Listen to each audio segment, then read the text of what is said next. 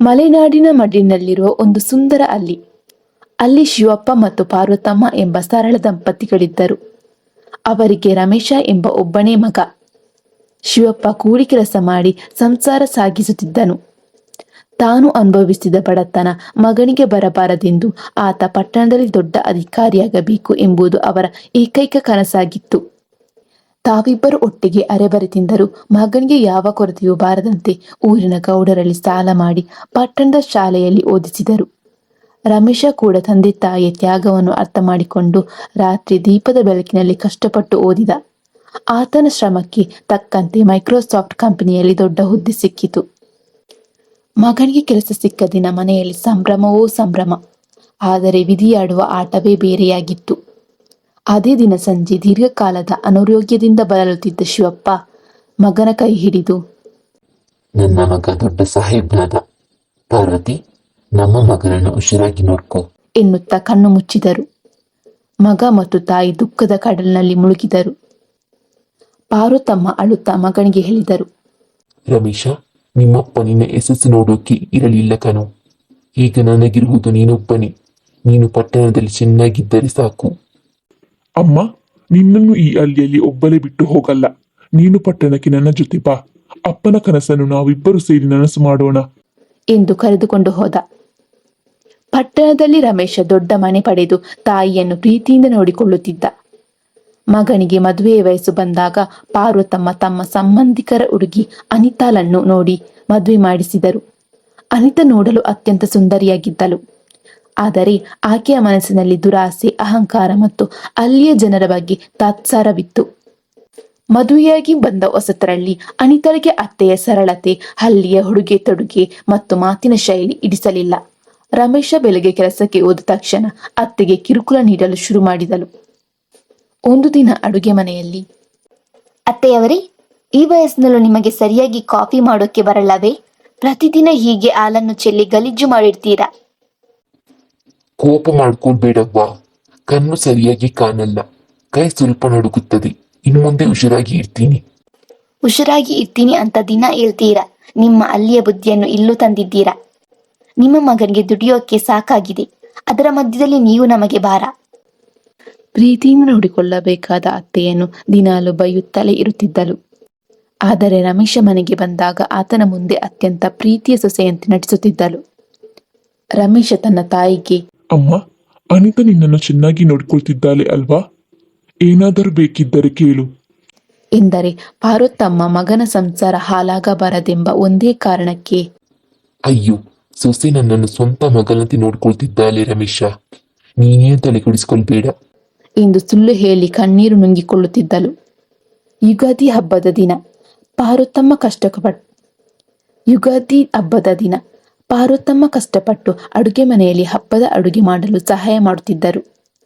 ಅನಿತಾ, ನಮ್ಮ ರಮೇಶನಿಗೆ ಕಾಯಿ ಒಬ್ಬಟ್ಟು ಅಂದರೆ ಪಂಚಪ್ರಾಣ. ನಾನು ಹೂರಣ ಮಾಡ್ತೀನಿ, ನೀನು ಲಟ್ಟಿಸು ಅವ್ವ.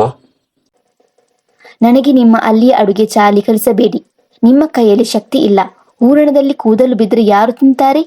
ನೀ ಸುಮ್ಮನೆ ಮೂಲೆಯಲ್ಲಿ ಕೂತ್ಕೊಳ್ಳಿ. ಅನಿತಾ ಅತ್ತೆಯ ಕೈಯಲ್ಲಿದ್ದ ಪಾತ್ರೆಯನ್ನು ಕಸಿದುಕೊಂಡು ತಳ್ಳಿ ಬಿಟ್ಟಳು. ಪಾರ್ವತಮ್ಮ ಗೋಡೆಗೆ ಬಡಿದು ಕೆಳಗೆ ಬಿದ್ದರು. ಆ ಸಮಯದಲ್ಲಿ ಮನೆಗೆ ಬಂದ ರಮೇಶ ಇದನ್ನು ನೋಡಿ ಆಘಾತಗೊಂಡ. ಅನಿತಾ, ಇದೇನಾ ನೀನು ಅಮ್ಮನಿಗೆ ಕೊಡುವ ಗೌರವ? ಕೆಳಗೆ ತಳ್ಳಿಬಿಟ್ಟಿಯಲ್ಲ. ಅನಿತಾ ಕೂಡಲೇ ಕಣ್ಣೀರು ಹಾಕುತ್ತಾ ನಟಿಸಿ, ಅಯ್ಯೋ, ನಾನು ತಳ್ಳಿಲ್ಲ ರೀ. ಅವರೇ ಕಾಲು ಜಾರಿ ಬಿದ್ದರು. ಸಹಾಯ ಮಾಡಲು ಹೋದರೆ ನನ್ನ ಮೇಲೆ ಗೂಬೆ ಕೂರಿಸ್ತಾ ಇದ್ದಾರೆ. ಅತ್ತೆ ಮಗನ ಸಂಸಾರ ಹಾಳಾಗಬಾರದೆಂದು ಮೌನವಾಗಿ ಕಣ್ಣೀರು ಒರೆಸಿಕೊಂಡರು. ಪಾರ್ವತಮ್ಮನ ಬಳಿ ಆಕೆಯ ಗಂಡ ಶಿವಪ್ಪ ಮಾಡಿಸಿದ ಒಂದು ಸಣ್ಣ ಚಿನ್ನದ ತಾಳಿ ಮತ್ತು ಓಲೆ ಇತ್ತು. ಅನಿತಳ ಕಣ್ಣು ಅದರ ಮೇಲಿತ್ತು. ಒಂದು ದಿನ ಪಾರ್ವತಮ್ಮ ನಿದ್ದೆಯಲ್ಲಿದ್ದಾಗ ಅನಿತಾ ಮೆಲ್ಲನೆ ಆ ಒಡವೆಯನ್ನು ಕದ್ದು ತನ್ನ ಬೀರೋದಲ್ಲಿ ಇಟ್ಟುಕೊಂಡಳು. ಪಾರ್ವತಮ್ಮ ಪರದಾಡುತ್ತಾ, ಅನಿತಾ, ನನ್ನ ಗಂಡನ ನೆನಪಿನ ಒಡವೆ ಕಾಣಿಸ್ತಾ ಇಲ್ಲವ್ವಾ? ಎಲ್ಲಾದರೂ ನೋಡಿದ್ಯಾ? ನನಗೇನ್ ಗೊತ್ತು? ವಯಸ್ಸಾಗಿ ಎಲ್ಲೋ ಬಿಸಾಕಿ ನನ್ನನ್ನು ಕೇಳ್ತಿದ್ದೀರಾ? ನಿಮ್ಮ ಒಡವೆ ಯಾರಿಗೆ ಬೇಕು? ತಾಯಿಯ ಕಣ್ಣೀರು ಕಂಡು ರಮೇಶ ಹುಡುಕಲು ಹೊರಟಾಗ ಅನಿತಾ ತಾನೇ ಕದ್ದು ಇಟ್ಟಿದ್ದ ಒಡವೆಯನ್ನು ಅತ್ತೆಯ ಹಾಸಿಗೆಯ ಕೆಳಗಿಟ್ಟು, ನೋಡ್ರಿ, ನಿಮ್ಮವ್ವ ಇಲ್ಲೇ ಇಟ್ಟುಕೊಂಡು ನನ್ನ ಮೇಲೆ ಕಳ್ಳತನದ ಗೂಬೆ ಕೂರಿಸ್ತಾ ಇದ್ದಾರೆ. ಎಂದು ಮತ್ತೆ ಅತ್ತೆಯನ್ನು ಅಪರಾಧಿಯನ್ನಾಗಿ ಮಾಡಿದಳು. ದಿನಗಳು ಕಳೆದಂತೆ ಪಾರ್ವತಮ್ಮನಿಗೆ ತೀವ್ರವಾದ ಪಾರ್ಶ್ವವಾಯು ಒಡೆದು ಹಾಸಿಗೆ ಹಿಡಿದರು. ಮಾತನಾಡಲು ಏರಲು ಆಗದ ಸ್ಥಿತಿಗೆ ತಲುಪಿದರು. ಇದೇ ಸಮಯದಲ್ಲಿ ರಮೇಶ ಆಫೀಸ್ ಕೆಲಸದ ನಿಮಿತ್ತ 10 ದಿನಗಳ ಕಾಲ ವಿದೇಶ ಪ್ರವಾಸಕ್ಕೆ ಹೋಗಬೇಕಾಗಿ ಬಂತು. ಹೋಗುವಾಗ ರಮೇಶ ಅನಿತಳಿಗೆ ವಿನಂತಿಸಿದ. ಅನಿತಾ, ಅಮ್ಮನಿಗೆ ಹುಷಾರಿಲ್ಲ. ನಾನು ಬರುವವರೆಗೂ ಅವರನ್ನು ಪ್ರೀತಿಯಿಂದ ನೋಡಿಕೊ. ಸಮಯಕ್ಕೆ ಸರಿಯಾಗಿ ಮಾತ್ರೆ ಊಟ ಕೊಡು. ಅನಿತಾ ನಕಲಿ ಮುಗುಳು ನಗುತ್ತಾ, ನೀವು ಧೈರ್ಯವಾಗಿ ಹೋಗಿ ಬನ್ನಿ. ಅತ್ತೆಯವರು ನನ್ನ ಸ್ವಂತ ತಾಯಿಗಿಂತ ಹೆಚ್ಚಾಗಿ ನೋಡಿಕೊಳ್ತೀನಿ ಎಂದಳು. ರಮೇಶ ಓದದ್ದೇ ತಡ. ಅನಿತಾ ಪಾರ್ವತಮ್ಮನವರನ್ನು ಮನೆಯ ಹಿಂಭಾಗದಲ್ಲಿದ್ದ ಗಾಳಿ ಇಲ್ಲದ ಬೆಳಕಿಲ್ಲದ ಕತ್ತಲೆ ಕೋಣೆಗೆ ತಳ್ಳಿದಳು. ಛೀ, ಏನು ಈ ಕೊನೆ ನಾರುತ್ತಿದೆ? ಇನ್ನು ಎಷ್ಟು ದಿನ ನೀನು ಹೀಗೆ ಸಾಯದೆ ನಮಗೆ ಕಾಟ ಕೊಡ್ತೀಯ ಮುದುಕಿ? ಆ ಅಕ್ಕಿ ಗಂಜಿ ಸ್ವಲ್ಪ ನೀರು ಕೊಡವ್ವ. ನೀರು ಬೇಕ ನಿನಗೆ? ಸುಮ್ಮನೆ ಮುಚ್ಚಿಕೊಂಡು ಮಲಗು. ನೀನು ಬೇಗ ಸತ್ತರೆ ನನಗೂ ನನ್ನ ಗಂಡನಿಗೂ ಸ್ವರ್ಗ ಸಿಕ್ಕಂತೆ. ಅನಿತಾ ಅವರಿಗೆ 4 ದಿನಗಳ ಕಾಲ ಮಾತ್ರೆಯನ್ನು ಕೊಡಲಿಲ್ಲ, ಊಟ ನೀರನ್ನು ನೀಡಲಿಲ್ಲ. ಬಾಯಾರಿಕೆಯಿಂದ ಬಳಲಿದ ಪಾರ್ವತಮ್ಮ ಕೊನೆಗೆ ಸೊಸೆಯ ಮುಖವನ್ನೇ ನೋಡುತ್ತಾ ಶಾಪಗ್ರಸ್ತ ಕಣ್ಣುಗಳಿಂದ ಪ್ರಾಣ ಬಿಟ್ಟರು. ರಮೇಶ ವಿದೇಶದಿಂದ ಹಿಂತಿರುಗಿ ಬರುವಷ್ಟರಲ್ಲಿ ದಹನ ಸಂಸ್ಕಾರ ಮುಗಿದಿತ್ತು. ಅನಿತಾ ಸುಳ್ಳು ಕಣ್ಣೀರು ಹರಿಸಿ, ಅಯ್ಯೋ, ನೀವು ಹೋದ ಮೇಲೆ ಅತ್ತೆಯವರಿಗೆ ತುಂಬಾ ಹುಷಾರಿಲ್ಲದಾಯಿತು. ನಾನು ಎಷ್ಟೇ ಆಸ್ಪತ್ರೆಗೆ ಕರೆದುಕೊಂಡು ಹೋದರೂ ಉಳಿಸೋಕೆ ಆಗಲಿಲ್ಲ ಎಂದು ನಂಬಿಸಿದಳು. ರಮೇಶ ತಾಯಿಯ ಅಗಲಿಕೆಯಿಂದ ತುಂಬಾನೇ ದುಃಖಕ್ಕೆ ಒಳಗಾದ. ಅತ್ತೆ ತೀರಿ ಹೋದ 10ನೇ ದಿನ ಅನಿತಾ ಗೆಳತಿಯರನ್ನು ಕರೆದು ಪಾರ್ಟಿ ಮಾಡುತ್ತಾ, ಆ ಮುದುಕಿ ಕಿರಿಕಿರಿ ತಪ್ಪಿತು. ಇನ್ಮುಂದೆ ಈ ಇಡೀ ಮನೆ ಆಸ್ತಿ ನಂದೆ ಎಂದು ಬೀಗುತ್ತಿದ್ದಳು. ರಾತ್ರಿ 12 ಗಂಟೆಯಾಯಿತು. ತಟ್ಟನೆ ಮನೆಯ ಕರೆಂಟ್ ಹೊರಟು ಹೋಯಿತು. ಹೊರಗೆ ಜೋರಾದ ಗಾಳಿ, ಮಳೆ ಶುರುವಾಯಿತು. ಗೆಳತಿಯರಿಗೆ ಬಡಿಸಲು ಇಟ್ಟಿದ್ದ ಪಾಯಸ ಕೆಂಪು ರಕ್ತವಾಗಿ ಬದಲಾಯಿತು. ಮನೆ ತುಂಬ ಕೊಳೆತ ಹೆಣದ ವಾಸನೆ ಆವರಿಸಿತು. ರಾತ್ರಿ 1 ಗಂಟೆಯ ಸಮಯ. ಅನಿತಾಳಿಗೆ ಬಾಯಾರಿಕೆಯಾಗಿ ಅಡುಗೆ ಮನೆಗೆ ಹೋದಾಗ ಊಟದ ಮೇಜಿನ ಬಳಿ ಕತ್ತಲೆಯಲ್ಲಿ ಯಾರೋ ಕುಳಿತು ಊಟ ಮಾಡುತ್ತಿರುವ ಶಬ್ದ ಕೇಳಿಸಿತು.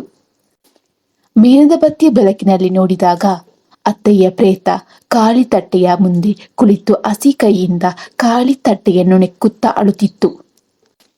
ಅನಿತಾ, ನನಗೆ ಹಸಿವಾಗುತ್ತಿದೆ. 4 ದಿನಗಳಿಂದ ಒಂದು ತುತ್ತು ಅನ್ನ ಕೊಡಲಿಲ್ಲವಲ್ಲ, ಈಗ ನಿನ್ನ ಮಾಂಸವನ್ನೇ ನನಗೆ ಬಡಿಸು ಎಂದು ಹೇಳುತ್ತಾ ಪ್ರೇತವು ಮೇಜಿನ ಮೇಲಿಂದ ಹಾರಿ ಅನಿತಾಳ ಕಡೆಗೆ ಕೈ ಚಾಚಿತು. ಅನಿತಾ ಹೆದರಿ ಚೀರಿ ಓಡಿ ಹೋದಳು. ಅನಿತಾ ತಾನು ಅತ್ತೆಯನ್ನು ಬಂದಿಟ್ಟು ಕೊಂದ ಕತ್ತಲ ಕೋಣೆಯ ಕಡೆಗೆ ಹೋದಾಗ ಆ ಕೋಣೆಯ ಒಳಗಿನಿಂದ ಪಾರ್ವತಮ್ಮನ ಕೆಮ್ಮಿನ ಸದ್ದು ಕೇಳಿಸಿತು ಮತ್ತು ಅಕ್ಕಿ ಗಂಜಿ ನೀರು ಕೊಡವ ಎಂಬ ನುಡಿಗಳು ನಿರಂತರವಾಗಿ ಕೇಳಿಸಿದವು. ಇದ್ದಕ್ಕಿದ್ದಂತೆ ಬಾಗಿಲು ತಾನಾಗಿ ತೆರೆದುಕೊಂಡು ಒಳಗಿದ್ದ ಕತ್ತಲೆಯಿಂದ ಅತ್ತೆಯ ಕೈ ಹೊರಬಂದು ಅನಿತಾಳ ಕೂದಲನ್ನು ಹಿಡಿದು ಒಳಗೆ ಎಳೆಯಲು ಯತ್ನಿಸಿತು. ಒಂದು ತಡರಾತ್ರಿ ಇಡೀ ಮನೆಯ ಲೈಟುಗಳು ಫ್ಲಿಕ್ಕರ್ ಆಗಲು ಶುರು ಆದವು. ಅನಿತಾ ಎದರಿ ಹಾಲ್ಗೆ ಬಂದಾಗ ಮೇಲಿಂದ ಏನೋ ಹನಿ ಬಿದ್ದಂಗಾಯಿತು. ಮೇಲ್ಛಾವಣಿಯನ್ನು ನೋಡಿದಾಗ ಅತ್ತೆಯ ಪ್ರೇತವು ತಲೆಗೆ ಎಲಗಾಗಿ ಜೇಡರ ಹುಳುವಿನಂತೆ ಮೇಲ್ಛಾವಣಿಯ ಮೇಲೆ ತೇಲುತ್ತಿತ್ತು. ಅದರ ಹರಡಿದ ಕೂದಲು ಕೆಳಗೆ ತೂಗಾಡುತ್ತಿತ್ತು. ಆ ಭೀಕರ ರೂಪವನ್ನು ಕಂಡ ಅನಿತಾ ಕಣ್ಣು ಮುಚ್ಚಿ ಚೀರಿದಾಗ ಆ ಪ್ರೇತವು ಛಾವಣಿಯಿಂದ ನೇರವಾಗಿ ಅನಿತಾಳ ಮೇಲೆ ಬಿತ್ತು. ಅನಿತಾ ರಮೇಶನೆಂದು ಭಾವಿಸಿ ಆತನನ್ನು ಅಪ್ಪಿಕೊಳ್ಳಲು ಹೋದಾಗ ಗಂಡನ ರೂಪದಲ್ಲಿದ್ದ ವ್ಯಕ್ತಿ ಮುಗುಳ್ನಕ್ಕು, ಅನಿತಾ, ಅಮ್ಮ ಎಲ್ಲಿದ್ದಾರೆ ಎಂದು ಕೇಳಿದ. ಅನಿತಾ, ಅವರು ಸತ್ತು ಹೋದ್ರಲ್ಲವೇ ಎಂದಳು. ತಟ್ಟನೆ ಆ ಗಂಡನ ಮುಖ ಕಲಚಿ ಬಿತ್ತು. ಅಲ್ಲಿ ಅತ್ತೆಯ ಭೀಕರ ಮುಖ ಕಾಣಿಸಿಕೊಂಡಿತು. ನನ್ನ ಮಗನನ್ನು ನೆನಪಿಸಿಕೊಳ್ತಿದ್ದೀಯಾ? ಅವನಿಗೆ ನೀನು ಮಾಡಿದ ಮೋಸವನ್ನು ನಾನೇ ಹೇಳ್ತೇನೆ ಎನ್ನುತ್ತಾ ಅತ್ತೆಯ ಪ್ರೇತ ಅನಿತಾಳನ್ನು ಗೋಡೆಗೆ ಅಪ್ಪಳಿಸಿತು. ಅನಿತಾ ಸಹಾಯಕ್ಕಾಗಿ ಯಾರನ್ನಾದರೂ ಕರೆಯಲು ಫೋನ್ ಕೈಗೆತ್ತಿಕೊಂಡಾಗ ಫೋನ್ ತಾನಾಗಿಯೇ ರಿಂಗ್ ಆಯಿತು. ಆ ಕಡೆಯಿಂದ ಅತ್ತೆಯ ಧ್ವನಿ, ಅನಿತಾ, ಬಾಯಾರಿಕೆಯಾಗುತ್ತಿದೆ, ಸ್ವಲ್ಪ ನೀರು ಕೊಡು ಎಂದು ಕೇಳಿಸಿತು. ಅನಿತಾ ಫೋನ್ ಬಿಸಾಡಿದಾಗ ಮನೆಯ ಎಲ್ಲ ಗೋಡೆಗಳ ಮೇಲೆಯೂ ರಕ್ತದ ಬಣ್ಣದಲ್ಲಿ ಕೊಲೆಗಾರ್ತಿ ಕೊಲೆಗಾರ್ತಿ ಎಂಬ ಸಾಲುಗಳು ತಾವಾಗಿಯೇ ಮೂಡಿದವು. ಈ ಎಲ್ಲ ಘಟನೆಗಳಿಂದ ಅನಿತಾಳ ಮಾನಸಿಕ ನೆಮ್ಮದಿ ಪೂರ್ಣವಾಗಿ ನಾಶವಾಗಿ ಆಕೆ ಹುಚ್ಚಿಯಂತಾದಳು. ಅನಿತಾ ಮಲಗುವ ಕೋಣೆಗೆ ಹೋಗಿ ಬಾಗಿಲು ಮುಚ್ಚಿಕೊಂಡಾಗ ಕನ್ನಡಿಯಲ್ಲಿದ್ದ ಆಕೆಯ ಪ್ರತಿಬಿಂಬ ಮಾಯವಾಗಿ ಪಾರ್ವತಮ್ಮನ ರೂಪ ಕಾಣಿಸಿಕೊಂಡಿತು. ಹರಡಿದ ಕೂದಲು, ಕೆಂಪಾದ ಕಣ್ಣುಗಳು ಮತ್ತು ಕತ್ತಿನ ಸುತ್ತ ಕಪ್ಪಾದ ಗುರುತುಗಳಿಂದ ಪ್ರೇತ ಕನ್ನಡಿಯಿಂದ ಹೊರಬಂದು ಅನಿತಾಳ ಕುತ್ತಿಗೆಯನ್ನು ಹಿಡಿಯಿತು. ನಾನು ನೀರು ಕೇಳಿದಾಗ ನೀನು ನೀಡಲಿಲ್ಲವಲ್ಲ? ನನ್ನ ಮಗ ಬರುವವರೆಗೂ ನಾನು ನಿನ್ನನ್ನು ಜೀವಂತವಾಗಿ ಬಿಡುವುದಿಲ್ಲ. ಅತ್ತೆಯವರೇ, ನನ್ನನ್ನು ಮನ್ನಿಸಿ, ನಾನು ದೊಡ್ಡ ತಪ್ಪು ಮಾಡಿದೆ. ಶಮಿ, ನನ್ನ ಮಗನಿಗೆ ಮೋಸ ಮಾಡಿ ನನ್ನನ್ನು ಚಿತ್ರಹಿಂಸೆ ಮಾಡಿ ಕೊಂದ ನಿನ್ನಂತಹ ರಾಕ್ಷಸಿಗೆ ಕ್ಷಮೆ ಇಲ್ಲ. ಪ್ರೇತವು ಅನಿತಳನ್ನು ಇಡೀ ಮನೆಯಲ್ಲಿ ಎಳೆದಾಡಿ ಗೋಡೆಗೆ ಅಪ್ಪಳಿಸಿ ಮುಖಕ್ಕೆ ಉಗುರಿನಿಂದ ಗೀಚಿತು.